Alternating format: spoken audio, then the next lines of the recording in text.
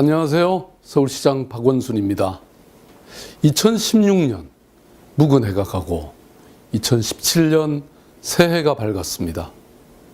송구영신이라는 흔한 새해 인사가 지금처럼 특별하게 와 닿는 때는 없었습니다.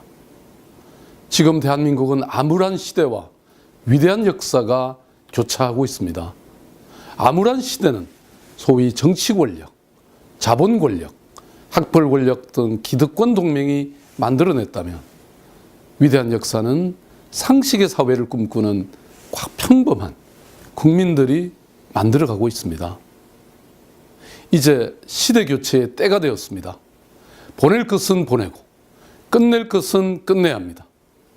그러나 망년이 되어서는 안 됩니다. 송년이 되어야 합니다. 이게 나라냐? 작년 11월 광화문 광장에 나온 촛불의 첫 일성이었습니다. 상인들에게 토요일은 대목이다. 그런데 이 시국이 너무 답답하고 분해서 가만히 있으면 안 될 것 같아서 광장에 나왔다. 우리 8살 먹은 아들이 이런 나라에서 더 살게 하면 안 된다는 생각 때문에 나왔다. 은평구에서 식당 일을 하신다는 50대 한 여성은 먹고 살기 바쁜 와중에도 광장에 나왔습니다. 시민들의 분노 앞에서 저는 서울시장으로서 또 정치인의 한 사람으로서 너무나 부끄러웠습니다. 시민들의 함성과 열망은 뜨거웠고 그 어느 때보다도 강력했습니다. 광장에는 대통령의 무능과 부패, 낡은 체제에 대한 분노가 일렁이고 있었습니다. 동시에 새로운 사회, 새로운 체제, 새로운 국가에 대한 갈망이 출렁이고 있었습니다. 새로운 대한민국은 단지 박근혜 대통령 이전으로 돌아가자는 것이 아닙니다. 이제껏 한 번도 없었던, 그러나 우리가 늘 마음속으로 꿈꾸던 그런 나라를 시작하자는 겁니다. 어려운 게 아닙니다. 멀리 있는 것도 아닙니다.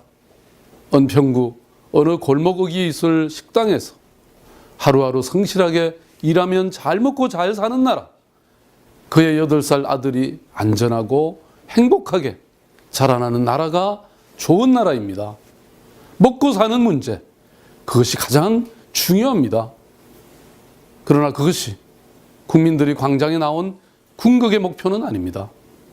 광장이 그토록 오래 뜨거웠던 것은 그 너머의 무엇, 인간다운 삶, 품격 있는 삶, 그리고 더불어 함께 잘 사는 나라가 우리의 목표라는 생생한 증거입니다. 우선 기득권에 보이지 않는 손과 결별해야 합니다. 정치 권력, 자본 권력, 검찰 권력, 학벌 권력, 언론 권력, 이런 상위 1%인 보이지 않는 손이 그동안 우리 정치와 경제를 좌지우지했습니다. 그 기득권 동맹을 유지하는 질서는 특권, 특혜, 정경유착, 권위주의, 부정부패였고, 시장만능주의, 선성장 후복지와 같은 낡은 성장 프레임이었습니다. 그 결과 우리 사회는 불평등과 불공정으로 혼탁하게 되었고 국민들은 불행해졌습니다.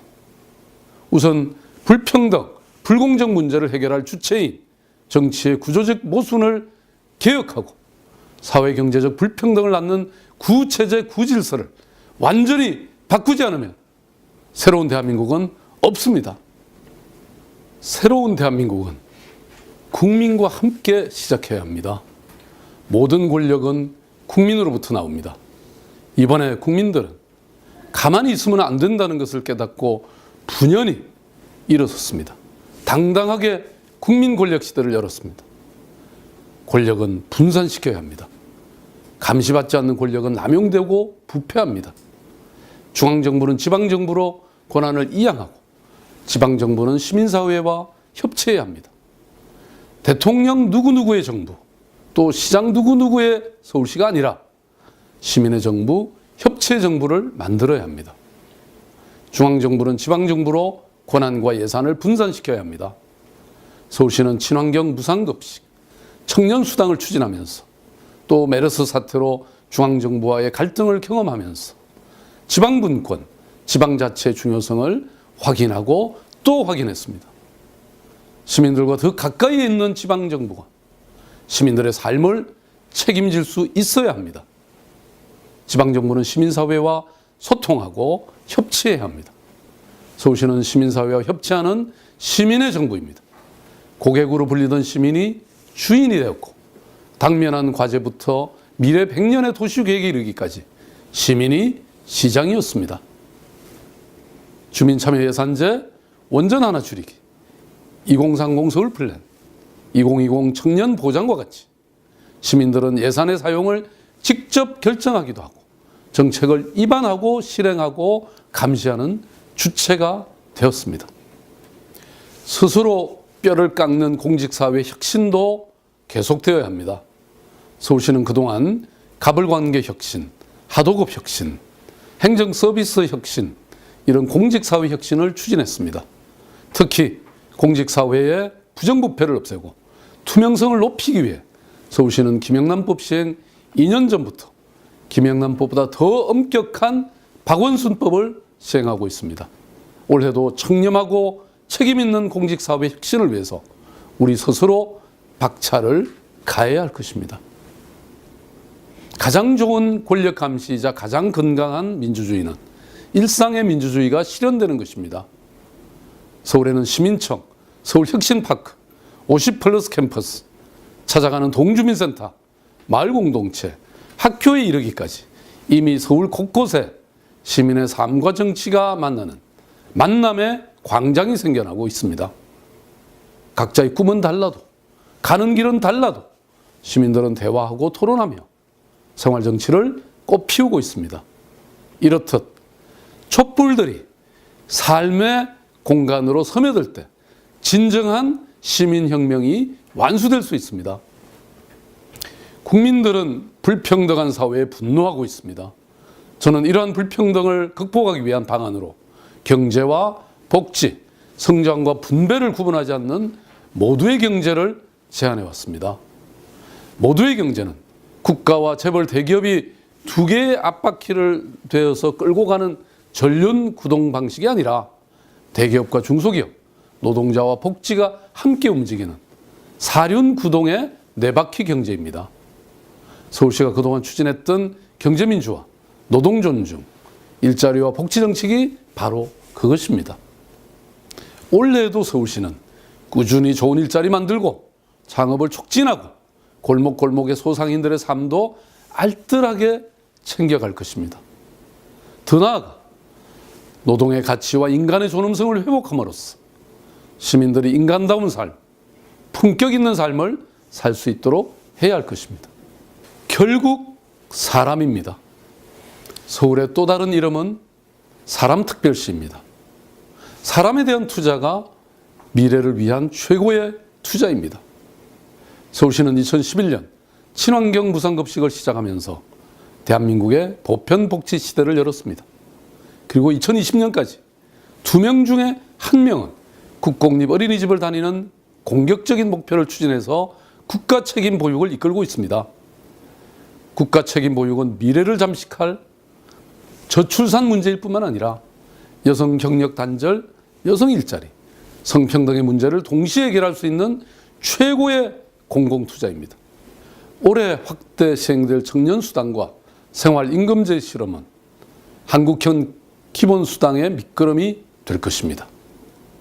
비정규직의 정규직화, 노동이사제는 대한민국의 노동의 품격을 높였습니다. 지난주 시청에서는 처음으로 공무직 정년 퇴임식이 열렸습니다. 서울시청의 청소노동자 김재환님은 용역 소속 비정규직 노동자로 시작해서 공무직으로 은퇴하셨습니다. 정규직으로 전환된 뒤 급여도 오르고 또 휴식공간도 컨테이너 시설에서 온돌방으로 바뀌었습니다. 더 많은 김재환님의 삶 또한 새로운 대한민국의 모습입니다. 찾아가는 동주민센터는 단 한 명의 시민의 삶도 포기하지 않는 사람특별시의 선언이자 대한민국 미래복지의 뉴프론티어가 될 것입니다. 미래는 통찰력을 바탕으로 혁신을 두려워하지 않을 때 비로소 열립니다. 새로운 대한민국은 도시의 시대와 함께 꽃필 것입니다. 대통령은 원칙을 얘기하고 시장은 쓰레기를 줍는다는 말이 있습니다. 실제로 서울시는 쓰레기를 치우고 상수도와 하수도를 관리하고 한강과 공원을 가꿉니다. 그리고 걷고 싶은 도시를 만들기 위해 보도블록을 꼼꼼히 개선하고 횡단보도를 하나라도 더 놓으려고 애쓰고 있습니다. 더 나아가 쓰레기를 줄이고 순환시키며 친환경 교통 시스템으로 전환하는 이런 서울시는 시민의 구체적 삶을 챙기고 새로운 미래를 위해 혁신하고 있습니다. 과거의 서울은 개발과 자본, 효율의 힘으로 한강의 기적이라고 불리는 경제성장을 이뤘습니다. 그러나 그 대가로 노동권, 인권, 안전, 보행권, 다양성, 환경과 생태를 희생시켰습니다. 우리는 이런 관성과 흐름에 반기를 들고 도시의 패러다임을 바꾸어냈습니다. 올 봄에 시민의 품으로 돌아가는 서울역 701지, 경춘선 폐선부지, 마포 석유 비축기지, 그리고 한양도성 유네스코 문화유산 등재 이런 프로젝트는 서울의 역사, 문화, 환경적 품격을 불어넣고 시민들에게 휴식을 공급하는 새로운 서울의 허파가 될 것입니다. 강북의 창동 상계 신경제 중심지, 홍릉 바이오 허브, 캠퍼스타운과 강남의 동남권 국제교류 복합지구, 개포 디지털 혁신파크, 양재 R&D 센터는 도시 재생과 미래 먹거리가 결합된 서울의 새로운 경제 심장이 될 것입니다. 서울은 새로운 미래의 글로벌 스탠다드입니다. 세계는 이미 지난 5년 서울의 변화와 혁신을 높이 평가하고 있습니다. 많은 지표와 수상 소식들이 서울의 가능성을 증명하고 있습니다. 세계 최고의 마이스 도시, 국제회의 개최 세계 3위, 관광객 1,300만 달성, 이런 눈부신 성과가 있었습니다. 제가 지난 11월 예태보리 지속가능 발전상을 수상한 것은 공유도시 서울이 미래의 글로벌 스탠다드가 되고 있음을 보여주었습니다. 서울시는 세계 최대 도시 협의체 이클레이의 의장국으로 세계 도시의 기후변화 대응을 주도했고 글로벌 사회적 경제 포럼을 창립함으로써 전 세계 도시와 국제기구들을 이끌고 있습니다. 내년에는 OECD와 함께 포용적 성장의 챔피언 도시로서 2017년 10월 뉴욕, 파리 등 50개가 넘는 세계도시 시장들의 회의를 서울에서 개최할 것입니다. 그러나 모든 것이 순조롭거나 모든 사업이 성공한 것은 아닙니다. 옥바라지 골목 철거 문제, 발달장애인 농성, 인권선언과 같은 어려움도 있었고 때로는 각자 도생의 시대, 복지 사각지대의 민낯도 보여주었습니다. 구의역 사고는 뼈아픈 반성과 함께 구조적 변화를 이끌어내는 중요한 분기점이 되었습니다. 사람 특별시 서울시가 가야 할 길은 아직도 멉니다. 새롭게 시작할 과제도 있고 이미 추진하고 있는 많은 과제의 완성도도 높여가야 합니다. 이 모든 것을 해낸 분들이 바로 우리 서울시 공무원 여러분입니다. 서울시 공무원들은 기꺼이 변화를 받아들였고 혁신을 이끌었습니다. 공무원들은 시민들과 소통하고 시민사회 전문가, 지역주민들과 협치의 장을 만들었습니다. 시민들의 다양한 욕구를 새로운 정책으로 만들고 복잡한 갈등과 이해관계도 지혜롭게 풀어갔습니다. 한 번도 가보지 않은 그런 길을 가는 서울시 공무원이야말로 새로운 대한민국의 희망입니다. 세계 역사상 빛나게 될 이 평화롭고 명예로운 촛불 시민혁명, 그 숨은 공신도 바로 여러분들입니다. 시민들의 안전을 위해 공무원들은 일일이 환풍구 지하철을 점검하고 현장을 지켰고 또 시민들의 편의를 위해서 발로 뛰며 화장실을 개방했습니다. 어느 것 하나 빛나는 일이 아니죠. 누구도 주목하지 않았습니다. 그러나 보이지 않는 곳에서 그 누가 알아주지 않더라도 시민의 권리를 보장하고 시민들의 안전과 편의를 위해서 여러분들은 어떤 수고도 마다하지 않았습니다. 국가적 위기 속에서도 민생과 안전을 흔들림 없이 챙기기 위해서 우리 25개 자치구와 함께 힘을 합쳐서 시민생활과 직결된 민생 대책도 추진하고 있습니다. 그것이 바로 서울시와 자치구 공무원의 진정한 아름다운 모습이었습니다.